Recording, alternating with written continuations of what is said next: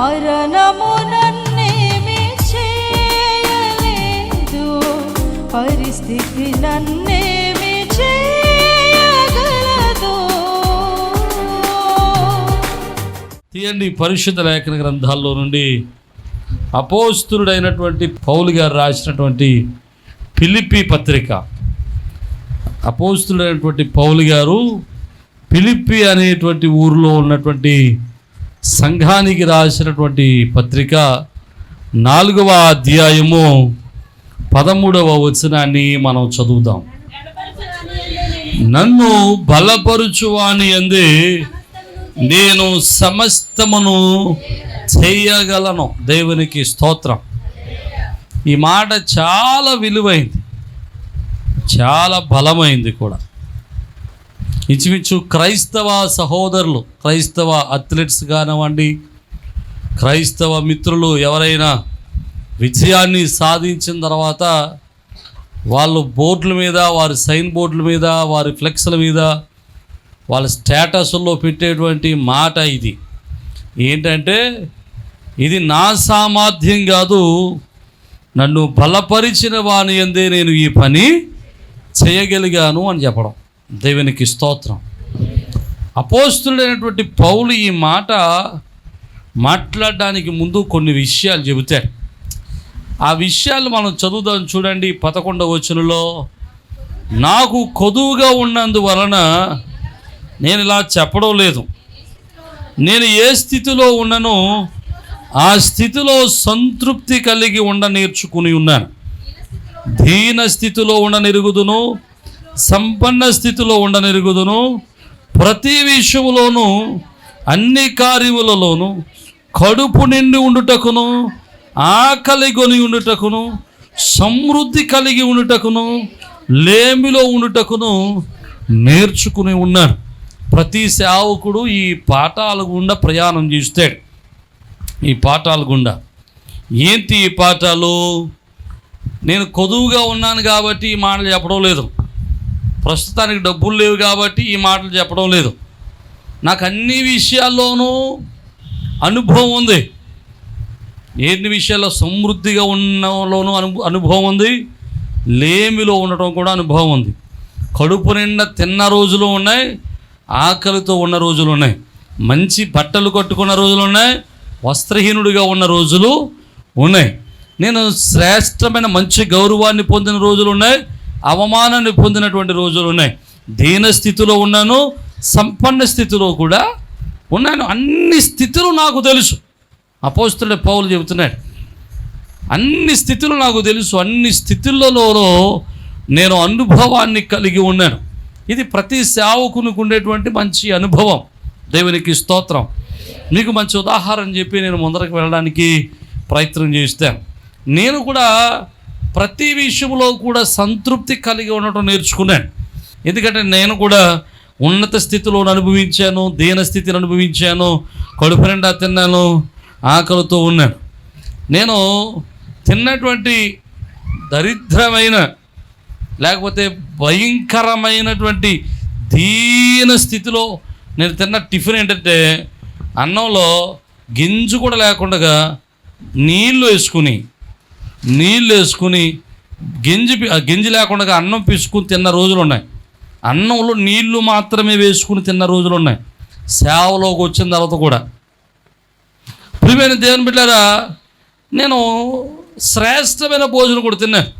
నేను తిన్నటువంటి హైయెస్ట్ భోజనం ఎంతంటే 1500. ఒక్క మీలు 1500, ఒక్క మీలు 1500. మొన్న నేను వెస్ట్ బెంగాల్ వెళ్ళాను. వెస్ట్ బెంగాల్ వెళ్ళినప్పుడు, అంటే మీరు నవ్వుకోవడానికి ఉపయోగపడుతుందని చెప్తే చిన్న మాట చెప్తాను. వెస్ట్ బెంగాల్ వెళ్ళేటప్పుడు వచ్చేటప్పుడు టిఫిన్ చేయలేదు ఇంటికాడ. 9 గంటలకు ఫ్లైట్ అని 7:30కి మేము ఎయిర్పోర్ట్కి వచ్చేసి చెక్-ఇన్, బోర్డింగ్ ఇవన్నీ చేసుకున్నాం. అన్నీ చేసుకుని ఇంక ఆకలి చేస్తుంది, టిఫిన్ తిందామని ఎయిర్పోర్ట్లో దిగితే మొత్తం మీద వెస్ట్ బెంగాల్ ఎయిర్పోర్ట్లో సౌత్ ఇండియా ఫుడ్ ఉంది. సౌత్ ఇండియా ఫుడ్ దొరికితే ఆడికి వెళ్ళి అడిగాను, అమ్మ ఇడ్లీ ఉందా అని అడిగితే, సార్ ఇడ్లీ ఇంకా రెడీ అవ్వలేదండి అండి. ఏముందో రెడీగా అంటే దాన్ని ఏమంటారు, దోశ ఉందా అని చెప్పారు. సర్లే ఓ దోశ ఇచ్చే అన్నాను. ఓ దోశ ఓ తర్వాత ఒక కాఫీ, బ్లాక్ కాఫీ అని, మామూలు కాఫీ కాదు, బ్లాక్ కాఫీ. ఓ బ్లాక్ కాఫీ, ఓ దోశ ఆర్డర్ పెడితే బిల్లు వేసారు. డబ్బులు కట్టాలి కదా, ముందు డబ్బులు కట్టేయాలి. బిల్లు అయితే ఎంత అనుకున్నారు? 790 రూపాయలు.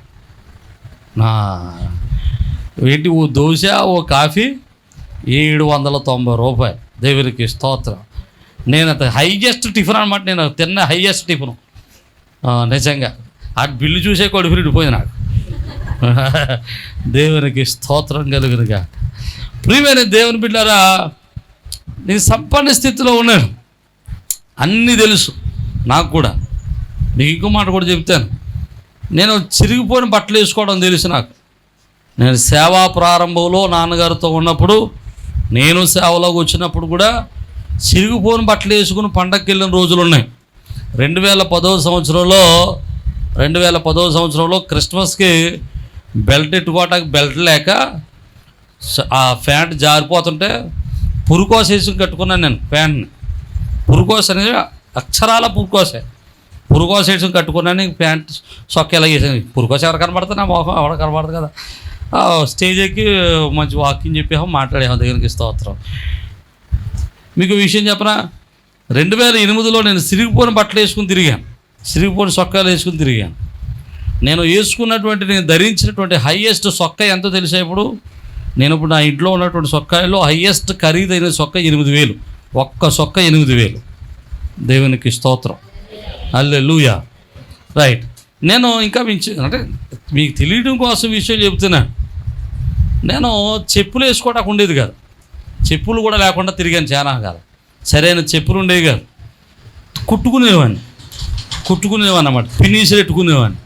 చెప్పులకి ఫినిష్లు పెట్టుకుని, ప్లాస్టిక్ చెప్పులు కొనుక్కొని ఆ చిరిగిపోతే ఆ ఫినిష్లు పెట్టుకుని పురుకోసెట్టు దాన్ని ఏమంటారంటే పేక దారం పెట్టి కుట్టుకుని తొడుక్కునేవాడిని చెప్పులు. ఆ చెప్పులు చూసి వాడు చాలామంది నాతో మాట్లాడడం మానేసేవారు. దేవునికి స్తోత్రం. సరే, ఆ స్థితిని అనుభవించాను. ఇప్పుడు నేను బయటికి వెళ్తే వేసుకెళ్ళే చెప్పులు ఖరీదు 3,900. దేవునికి స్తోత్రం. హల్లెలూయా. నాకు అది తెలుసు, ఇది తెలుసు. మొన్న మా సందీప్ గారు, అంటే ఈ షూటింగ్ తీసి సందీప్ గారు అన్నారు, అయ్యారు మీరు సొక్కాలు వేసుకుని వస్తున్నారంటే కొంచెం షూట్ అన్నీ వేసుకోండి బాబు అన్నాడు. దేవునికి స్తోత్రం. చూడడానికి బాగుంటుందని షూట్ వేసుకుని అన్నాడు. షూట్లు ఉన్నాయి లేక కాదు, షూట్లు ఉన్నాయి, వేసుకోవడానికి అభ్యంతరం లేదు. కానీ నాకు ఇష్టం ఉండదు. ఇలా సింపుల్గా ఉంటే అది ఆనందం, ప్రశాంతంగా ఆశీర్వాదకరంగా మీతో మాట్లాడుతూ ఉంటుంది. దేవునికి స్తోత్రం. ఇప్పుడు షూట్ వేసాను అనుకోండి, ఎలా మాట్లాడాలి?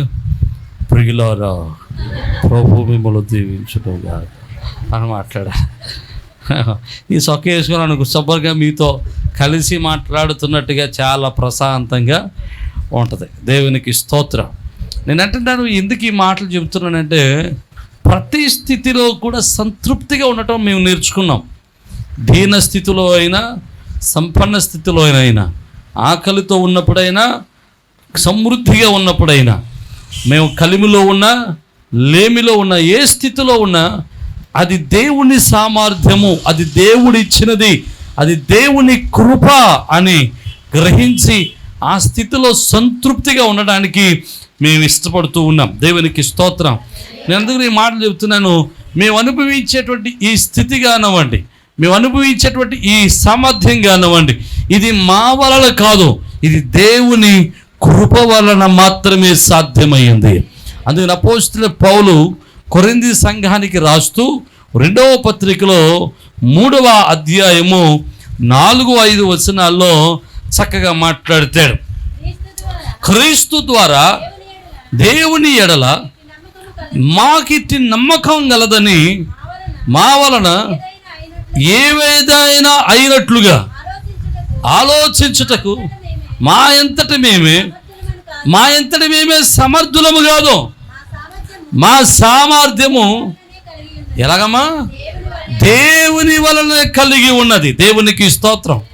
ఈరోజు మేము అక్కడ అపోస్తలుడైన పౌలు అంటున్నాడు, పౌలు గారు, మేము కలిగి ఉన్న ఈ సామర్థ్యం, ఈరోజు మేము కలిగి ఉన్నటువంటి ఈ స్థితి, ఈరోజు మేము కలిగి ఉన్నటువంటి ఈ కృప, ఈరోజు మేము కలిగి ఉన్నటువంటి ఈ పరిస్థితి దేవుని కృప వలన మాత్రమే, దేవుని సామర్థ్యము వలన మాత్రమే మేము పొందుకున్నాం. దేవునికి స్తోత్రం కలుగును గాక. హల్లెలూయా. ప్రియమైన దేవుని బిడ్డలారా, మీకు మంచి ఉదాహరణ మీకు జ్ఞాపకం చేస్తాను. ఈరోజు మొదటి ఆరాధన తర్వాత జరిగినటువంటి ఒక మహా అద్భుతాన్ని మీకు జ్ఞాపకం చేస్తాను. ఈరోజు మొదటి ఆదివారం, నెలలో మొదటి ఆదివారంలో నేను చాలా బిల్లులు కట్టాలి. మొదటి వారంలో అందులో ప్రథమ బిల్లు ఏంటంటే, మొదటి ఆదివారం కట్టాల్సినటువంటి ఫస్ట్ బిల్లు ఏంటంటే టీవీ కార్యక్రమానికి డబ్బులు కట్టాలి. టీవీ కార్యక్రమాన్ని పొద్దున్నే లేచి మా పాస్టర్ గారిని అడిగాను, అమ్మ టీవీకి బిల్లు కట్టాలి, టీవీ ప్రోగ్రాంకి ఏంటి పరిస్థితి అంటే, ఆవిడ మాట అంతే, దేవునికి స్తోత్రం అంతే. దేవునికి స్తోత్రం. దేవునికి స్తోత్రం అంటే అర్థం ఏంటి? ఆ ఇంట్లో ఏమీ లేవు అని చెప్పడం. సర్లే అనుకుని సత్తమ్మ కాలనీ ఆరాధనకి ఇప్పుడు దేవునికి స్తోత్రం, ఇప్పుడు ఇంట్లో ఏమన్నా లేకపోయినా టైం ఆగదు కదండి. డబ్బులు లేవు అని టైం ఆగుతుందా? ఆగదు కదా. టైం ఆగలేదు, స్నానం చేసాం, బట్టలు వేసుకున్నాం, బైబిల్ తగిలించుకున్నాం, ఆరాధనకి వెళ్ళిపోయి మొదటి ఆరాధనకి వెళ్ళాను. మొదటి ఆరాధనకి వెళ్ళిన తర్వాత ఆరాధన అయిపోయిన తర్వాత నాగమణి గారు నన్ను ఇంట్లోకి తీసుకెళ్ళి టిఫిన్ పెట్టారు. టిఫిన్ పెట్టి ఏమనుకుందో కూర్చుని ఆవిడ లేచి అంటుంది, తమ్ముడా ప్రార్థన చేయని చెప్పి ఇంట్లోకి వెళ్ళి డిబ్బు పెట్టుకొచ్చి మొదలెట్టేసింది. ఆమేన్, హల్లెలూయా. నిజం, డిబ్బు పెట్టుకొచ్చి మొదలెట్టేసింది. ఏటా కానని, ఏమో తమ్ముడా చాలా ఖర్చు ఉంది, చాలా ప్రయాసపడుతున్నావు, నీ దగ్గర డబ్బులు ఉన్నాయో లేవో నాకు తెలియదు, ఏమో దేవుడు నన్ను ప్రేరేపించాడు, ఇచ్చేయాలనుకుంటున్నాను అని డిబ్బు పెట్టుకొచ్చి మొదలెట్టేసింది. నిజం, దేవునికి స్తోత్రం. డిబ్బి బదలు కొట్టేసింది. అసలు బదలు కొట్టేకానండి, బదలు కొట్టేసింది. బట్టలు కొట్టేసిన తర్వాత డబ్బులు తీయలేదు. ప్రార్థన చేసి బయటికి తీస్తుంటే అందులో ఒక 10 కాయంతో కూడా కనబట్టలేదు, ఒక 20 రూపాయల కాయంతో కనబట్టలేదు, ఒక 100 కాయంతో కూడా కనబట్టలేదు. అన్నీ 200 కాయంతలు 500 కాయంతలే. దేవునికి స్తోత్రం కలుగును గాక. హల్లెలూయా. దేవుడు అవసరాలు తీరుస్తాడండి. ఈ సామర్థ్యము దేవుని వలన మాత్రమే సాధ్యమవుతుంది. హల్లెలూయా. ప్రియమైన దేవుని బిడ్డలారా, దేవునికి అసాధ్యమైనది లేదు. మనం నిలబడితే ఆయన తన యొక్క పరలోకపు వాక్యములను విప్పి ప్రతి అవసరతను తీర్చడానికి ఆయన సమర్థుడు. హల్లెలూయా. మనం ఈ స్థితిలో ఉన్నామంటే ఇది మన గొప్పతనం కాదు, మన పని కాదు, మన బలం కాదు, మన శక్తి కాదు, మన సామర్థ్యం కాదు. ఉదయాన్నే లేచిన వెంటనే మీరు ఏ ప్రార్థన చేస్తారో నాకు తెలియదు.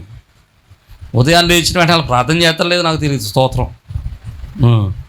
పోని పొద్దున్న లేచిన వెంటనే ప్రార్థన చేసే అలవాటు ఉంటే ఏ ప్రార్థన చేస్తారు? ప్రభువా ఈరోజు నాయన బిర్యానీ తినాలనుకుంటున్నాను ఆయన,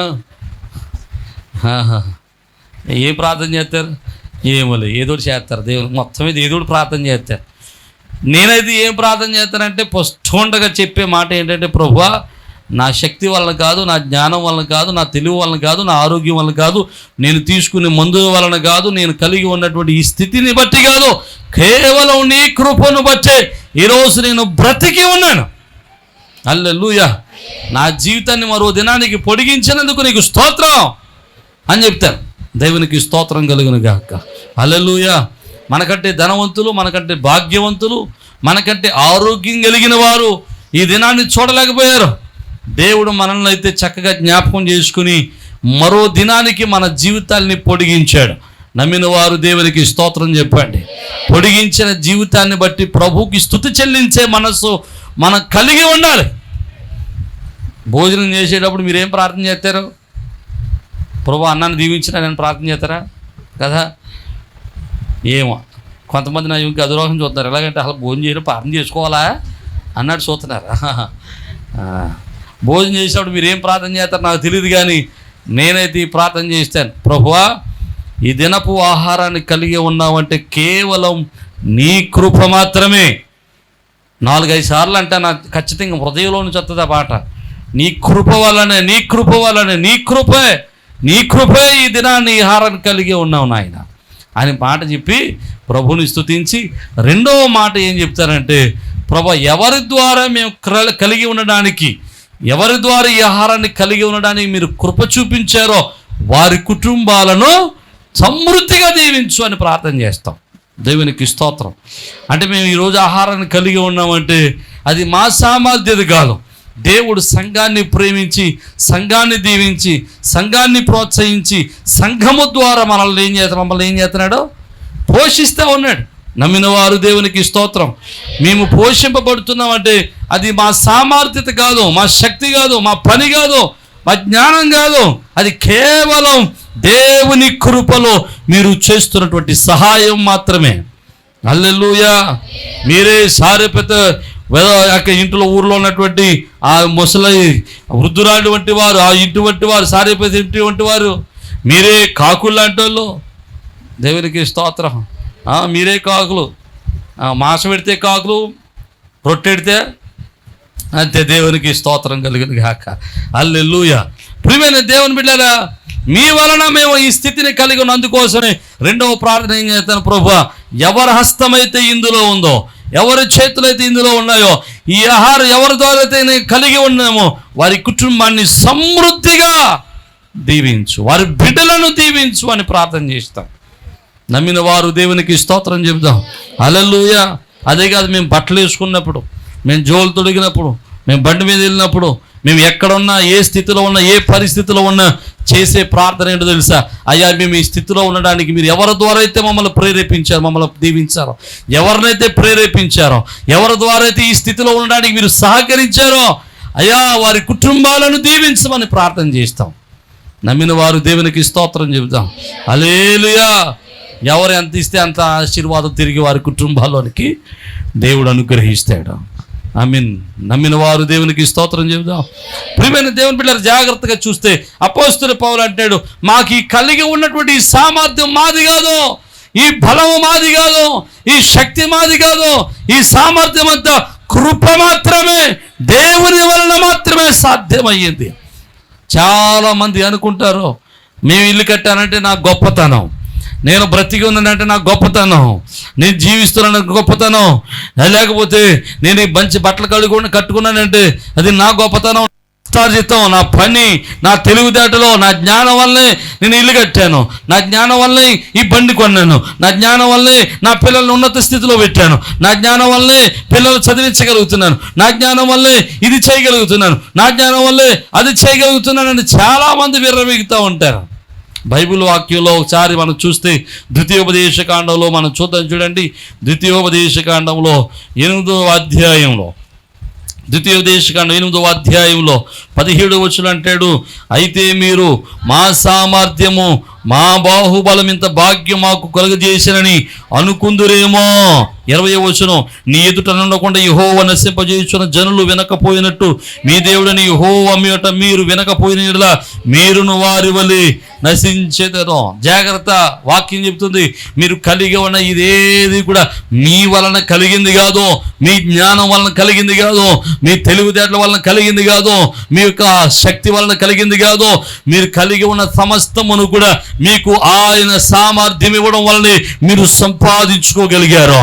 మనం కలిగి ఉన్నదంతా కూడా ఆయన కృప వలన మాత్రమే మనం కలిగి ఉండగలిగాం. నమ్మిన వారు దేవునికి స్తోత్రం చెప్పాలా? హల్లెలూయా. మనం కలిగి ఉన్నది నా సామర్థ్యం, నా తెలివితేటలు, నా జ్ఞానం అనుకున్నావా? అది ఉన్నదంతా పోత ఖచ్చితంగా. ఏదో ఒకరోజు అది నీకు దూరం అయిపోతుంది. అదే నువ్వు సంపాదించుకున్న ప్రతి దానిని బట్టి ప్రభుని స్తుతించగలిగావా? ప్రభుని ఘనపరచగలిగావా? ప్రభుని మహిమపరచగలిగావా? ప్రభుకే ఘనత ఆపాదించగలిగావా? ఖచ్చితంగా దేవుడు దినదినము నిన్ను అంచెలంచెలుగా రోజు రోజుకి ఆయన నిన్ను ఆశీర్వదించి నిన్ను హెచ్చించుటకు ఆయన సమర్థుడు. నమ్మిన వారు దేవునికి స్తోత్రం చెబుదా. హల్లెలూయా. ప్రియమైన దేవుని బిడ్డలారా, ఈరోజు నువ్వు కలిగి ఉన్న సమస్తము కూడా, నువ్వు పొందుకున్న సమస్తమును కూడా, నువ్వు అనుభవిస్తున్న సమస్తమును కూడా ఆయన కృప వలన మాత్రమే సంపాదించుకోగలిగావు. నమ్మిన వారు దేవునికి స్తోత్రం చెబుదాం. హల్లెలూయా, హల్లెలూయా. ఏది మన సామర్థ్యమో కాదు, మనలను బలపరుచువాని ఉంది మనము సమస్తము చేయగలము. ఈరోజు మీకు మంచి మాట చెప్పి నేను ముగించడానికి ప్రయత్నం చేస్తాను. దేవుడు బలపరిస్తే ఎలాంటి కార్యాలు జరుగుతాయి, దేవుడు బలపరిచిన వారు ఎలాంటి కార్యాలు చేశారో ఒక ఉదాహరణ మీకు జ్ఞాపకం చేస్తాను. న్యాయాధిపతుల గ్రంథం 6-7 అధ్యాయాలు మనం ఈరోజు ధ్యానం చేయడానికి మనం ప్రయత్నం చేద్దాం. న్యాయాధిపతుల గ్రంథంలో 6-7 అధ్యాయాలు మనం ధ్యానం చేయడానికి ప్రయత్నం చేద్దాం. న్యాయాధిపతులు అనగానే మనకు గుర్తు రావాల్సింది ఏంటంటే ఇశ్రాయేలీలు ఐగుప్తు దాస్యముల నుండి కానానుకు వచ్చిన తర్వాత, కానాలో నివాసం ఉన్న తర్వాత ఇశ్రాయేలీయులకు దేవుడు రాజులను ఇవ్వలేదు. యెహోషువ తర్వాత దేవుడు ఇశ్రాయేలులను కాపాడడానికి, నడిపించడానికి దేవుడు న్యాయాధిపతులను ఎన్నుకున్నాడు.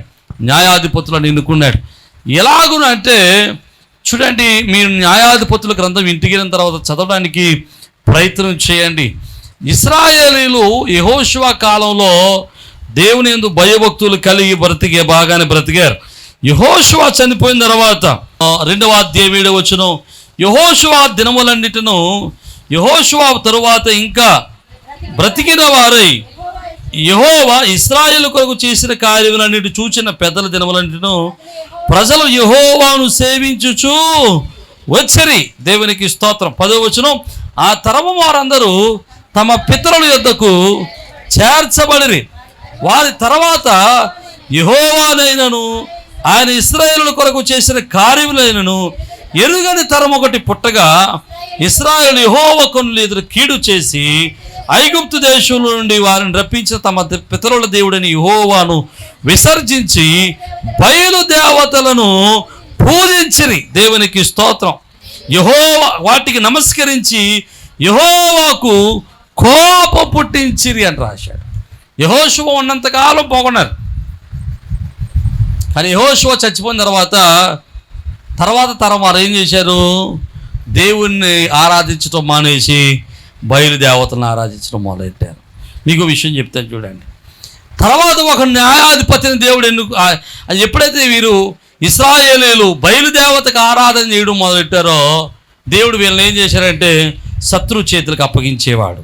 చూడండి, మనం చూస్తాం 15వ వచనంలో చూస్తాం, యెహోవా వారితో చెప్పినట్లు యెహోవా వారితో ప్రమాణం చేసినట్లు వారు పోయిన ప్రతి స్థలంలో వారికి బాధ కలుగుచేటకు యెహోవా వారికి శత్రువాయను కనుక వారికి మిక్కిలి ఇబ్బంది కలిగాను. దేవుడే శత్రువైపోయి ఇశ్రాయేలును వారి అన్య దేశపు చేతులకి అప్పగించాడు.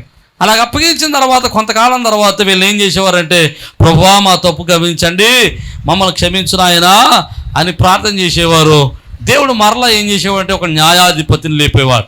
మరలా ఒక న్యాయాధిపతిని లేపి కొంతకాలం ఆ న్యాయాధిపతి నివసించినంత కాలం కూడా వారు దేవునికి భయపడి బ్రతుకుతూ ఉండేవారు.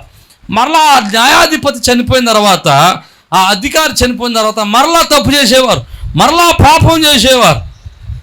మరలా పాపం చేస్తే దేవుడు మరలా ఏం చేసేవాడు? వాళ్ళను వేరొక దేశానికి శత్రువుల చేతికి అప్పగించేవాడు.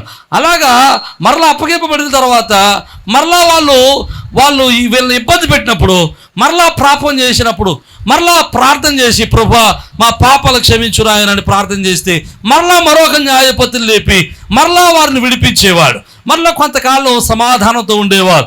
మరలా న్యాయాధిపతి చచ్చిపోయిన తర్వాత మరలా పాపం చేసేవారు, మరలా వేరే దేశంలోకి వెళ్ళిపోయేవారు. ఆ మరలా వేరే దేశంకి వెళ్ళిన తర్వాత వాళ్ళు మరలా బాధించిన తర్వాత మరలా ప్రార్థన చేసేవారు. వీళ్ళకి ఒక ఏలకాలంగా అయిపోయింది. ఎలాగా?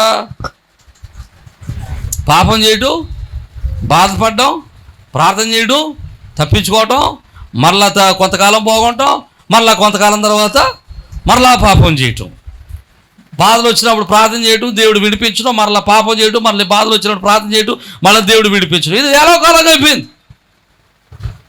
చూడండి, ఇశ్రాయేలీలు న్యాయాధిపతులు బ్రతుకుతున్నంతకాలం బాగానే ఉండేవారు. వాళ్ళు చనిపోయిన తర్వాత వాళ్ళ వెనకాల తిరిగి పాపం చేసేవారు. అంటే దాని అర్థం ఏంటో తెలుసా? వాళ్ళు సేవకుడికి భయపడేవారు కానీ సేవకుడు నమ్మినటువంటి దేవునికి భయపడేవారు కాదు. సేవకుడికి భయపడేవారు కానీ సేవకుని ఏర్పరచుకున్న దేవునికి భయపడేవారు కాదు. నా మాటలు అర్థమైతే దేవునికి స్తోత్రం. హల్లెలూయా. చాలామంది సంఘాల్లో కూడా సేవకునికి భయపడేవారు ఉన్నారు. సేవకునికి భయపడొద్దు అని అంటలేదు. సేవకునికి భయపడాలి. సేవకుడు అంటే భయం ఉండాలి. సేవకుడు అంటే భక్తి ఉండాలి. సేవకుడికి లోబడాలి ఉండాలి. కానీ సేవకుడి కంటే ఎక్కువ ఎవరికి భయపడాలి? దేవునికి భయపడాలి. చాలాసార్లు కార్యక్రమాలకు వెళ్తూ ఉంటాం. ఏ కార్యక్రమాలు? పుష్పోతైన కార్యక్రమాలు, తర్వాత దాన్ని ఇంకేమంటారు, పెళ్ళి కొడుకు చేసే, పెళ్ళి కూతురు పెళ్ళి కొడుకుని చేసే కార్యక్రమాలు, తర్వాత మొదటి రాత్రి కార్యక్రమాలు, ప్రార్థన చేయడానికి వెళ్తాం కదా, ఇలాంటి కార్యక్రమాలన్నింటిలోనూ వెళ్తాం. వెళ్ళినంతసేపు పాస్టర్ గారు వచ్చినంతసేపు ఎంత భక్తి నటించేస్తారో. అయ్యగారు ప్రార్థన చేయండి, అయ్యగారు మీరు ప్రార్థన చేయండి, ప్రతిదానికి ప్రార్థన చేయండి, ప్రార్థన చేయండి, ప్రార్థన చేయండి అండి. ఎంత భక్తి అయిపో నాకు అనిపిస్తుంది నిజంగా, ఎంత భక్తి పొరలో అనిపిస్తుంది. అంత కార్యక్రమం అయిపోయిన తర్వాత ఇల్లు పక్కన కూర్చున్నాను అనుకోండి, కోళ్ళు అట్టుకోవడానికి వచ్చిన బారుపిల్లి చూస్తా చూసారా, అలా చూస్తారా ఇంకు. ఎందుకని? నీ పని అయిపోయింది, నువ్వు వెళ్ళరా బాబు, నువ్వు వెళ్తే మేము చాలా పనులు చేసుకోవాలి. దేవునికి స్తోత్రం. అందుకని నేనేం చేస్తుంటానంటే, ప్రార్థన అయిపోగానే అమ్మ వెళ్ళిపోతున్నా, అయ్యగారు ఉన్నట్టే నాన్న బాల్ అట్టుకెళ్తారు, అయ్యగారు ఉన్నట్టు ట్వీట్ అట్టుకెళ్తారు అంటారు. అయ్యగారు పట్టుకొచ్చి ఇచ్చేస్తుంటారు, ఉండండి అయ్యగారు, ఉండొచ్చు కదా, 2 నిమిషాలు ఉండొచ్చు కదండి, నడిచి వచ్చేస్తారు, నడిచేస్తూ ఉంటారు. అయ్యగారు ఉండొచ్చు కదండి, ఉండొచ్చు కదండి, నడిచి వచ్చేస్తుంటారు. దాని అర్థం నన్ను ఉండమన వాళ్ళు ఏం చేయాలి? కురిసేయాలి కదా, కానీ ఏం చేస్తుంటారు? నడిచేస్తుంటారా? దేవునికి స్తోత్రం. ప్రియమైన దేవుని బిడ్డలారా, అంటే ఇటు తొందరగా వెళ్ళిపోతే చేతి ఎత్తున బైబిల్ తీసేసి ఏం పెడతారు చెప్పట్లేదా? కొబ్బరి బొండం పెట్టేస్తారా కదా? వెంటనే నెత్తి మీద ఏం చేస్తారు? తక్కువ మామూలుగా ఉండదు ఇంక దేవునికి. అప్పుడు దాకా దేవుణ్ణి స్తుతి చూడండి. అప్పుడు పాటలు మారిపోతాయి, రాగాలు మారిపోతాయి, గొంతులు మారిపోతాయి, డ్యాన్సులు మారిపోతాయి. అమ్మ బాబోయ్, దేవునికి స్తోత్రం, హల్లెలూయా. అప్పుడు దాకా శుభ్రంగా పెద్ద మనుషుల్లాగా ఉన్న వాళ్ళందరూ చిన్నపిల్లలు అయిపోతారు. కాబట్టి నా మాటలు అర్థమవుతున్న వారు దేవునికి స్తోత్రం. దేవుడు అంటే భయపడాలి, సేవకుడు అంటే కాదు. సేవకుడు అంటే భయం ఉండాలి, కానీ సేవకుని కంటే ఎక్కువ ఎవరికి భయపడాలి? సేవకుని భయపడితే సేవకుడు ఎదుర్కొన్నానే నువ్వు భక్తి చేయగలవు. అదే దేవునికి భయపడితే సేవకుడు లేనప్పుడు కూడా భక్తి చేయగలవు. నా మాటలు అర్థమైతే దేవునికి స్తోత్రం చెప్తా. హల్లెలూయా.